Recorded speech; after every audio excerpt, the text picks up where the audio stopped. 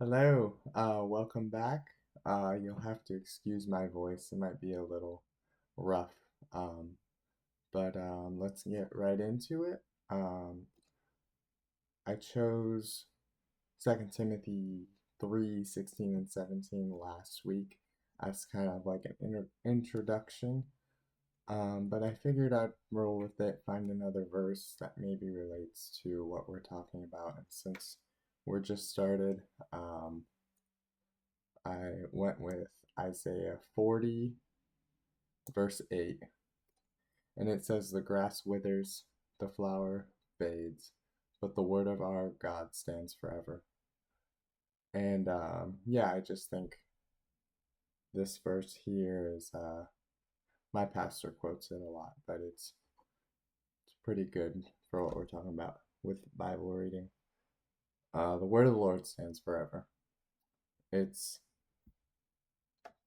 it's, it doesn't wither like we do, like flowers or the grass.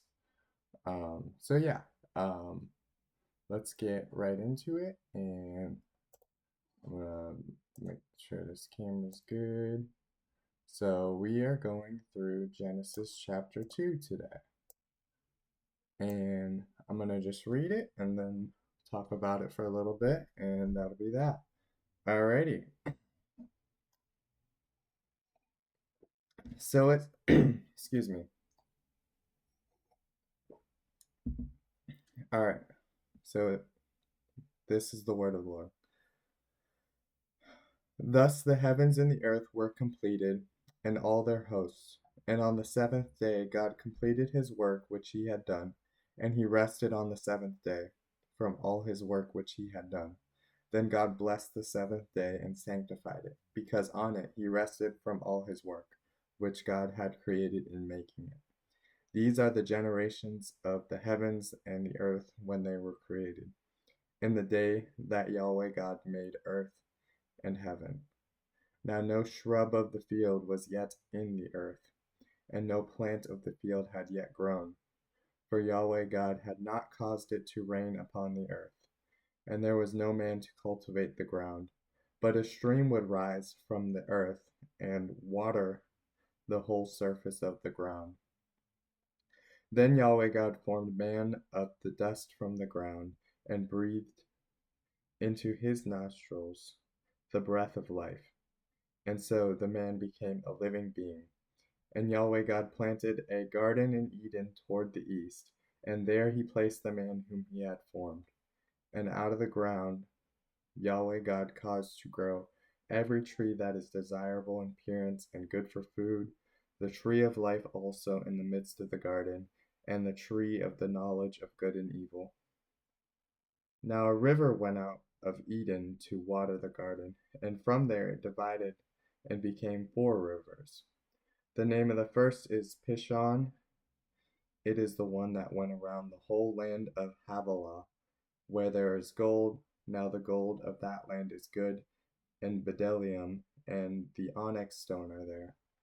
And the name of the second river is Gihon. It is the one that went around the whole land of Cush. And the name of the third river is Tigris. It is the one that went east of Asher. And the fourth river is the Euphrates. Then Yahweh God took the man and set him in the garden of Eden to cultivate it and to keep it. Excuse me. And Yahweh God commanded the man, saying, "From any tree of the garden you may surely eat, but from the tree of the knowledge of good and evil you shall not eat from it, for in the day that you eat from it you will surely die." Then Yahweh God said, "It is not good for man to be alone. I will make him a helper suitable for him." And out of the ground Yahweh God had formed every beast of the field and every bird of the sky, and he brought each to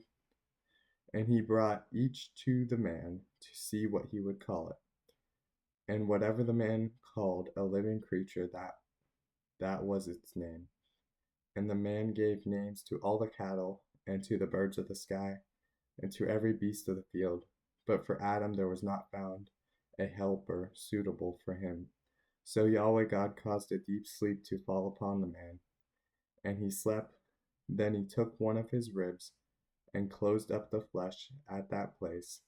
And Yahweh God fashioned the rib which he had taken from the man into a woman, and he brought her to the man.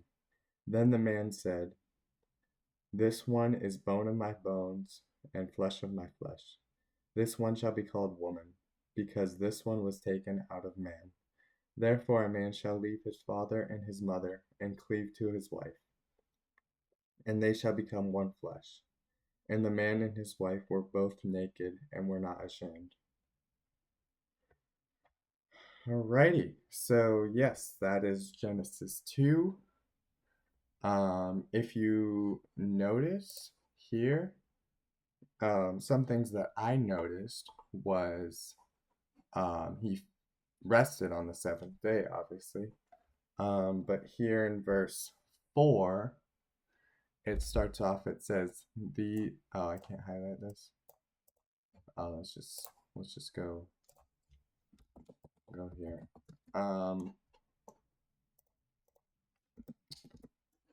Just make sure this camera's good.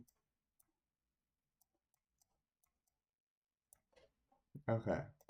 Go to verse 4, it says, These are the generations of the heavens and the earth when they were created in the day that Yahweh God made earth and heaven. So if you look at this following sections, he's going back to when he was making the earth. And it starts off with these are the generations of the heavens and the earth. This is also mentioned in chapter 5. It starts off with, you guessed it, book of the generations of Adam. And then in chapter 6 as well,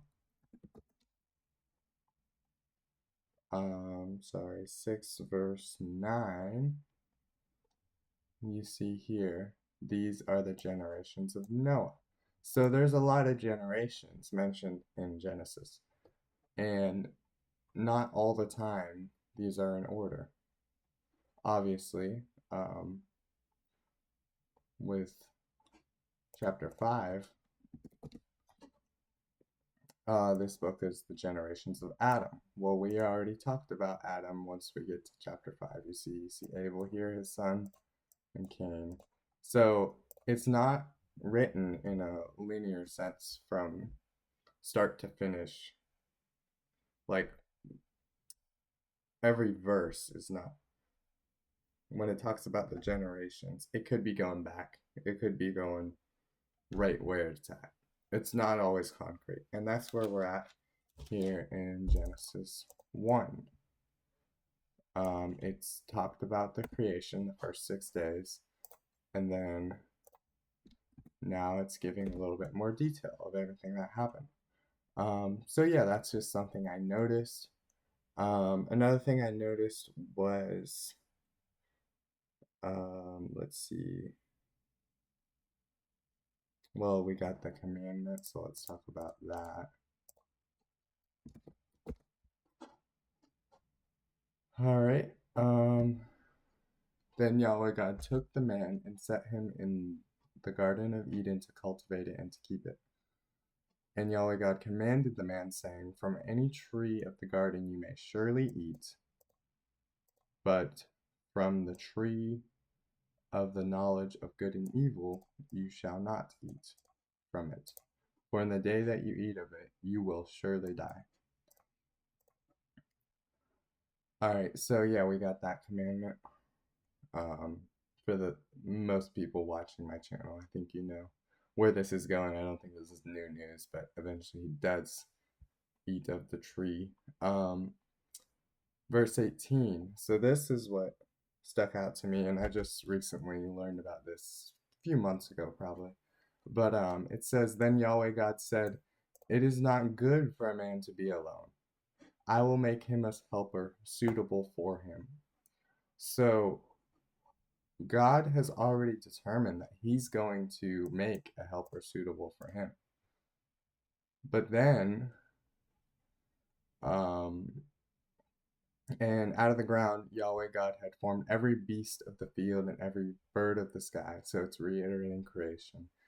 And he brought each to the man to see what he would call it. And whatever the man called a living creature, that was its name.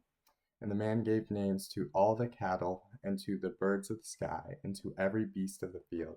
But for Adam there was not found a helper suitable for him. So, growing up in Sunday school, I just, with the assumptions in my head that I make, I thought God was saying, well, let's see if any of the things I already created would be a suitable helper for Adam. But no, God has already determined that there is not a suitable helper for him.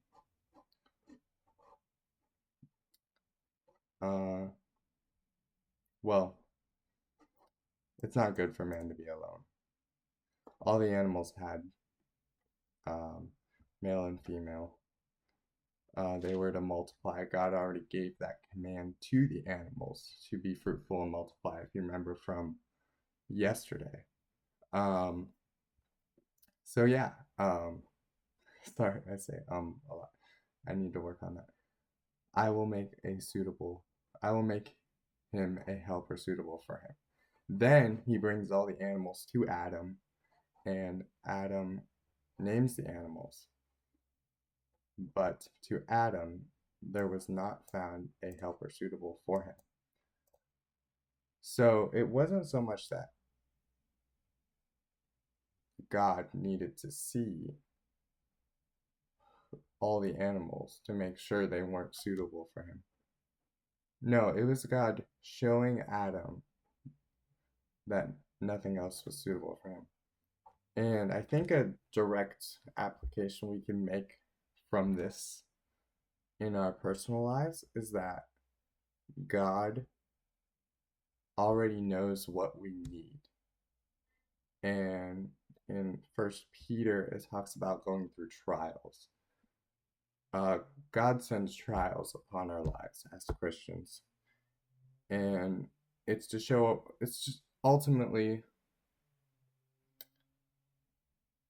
God works all things for good to those of us who love him.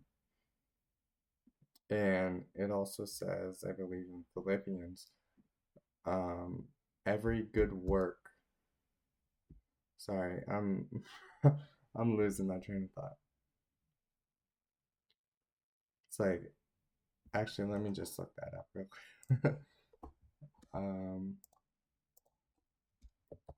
It's like will.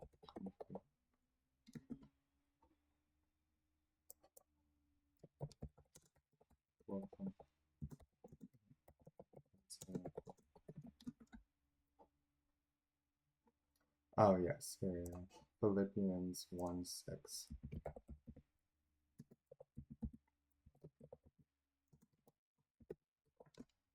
Yeah.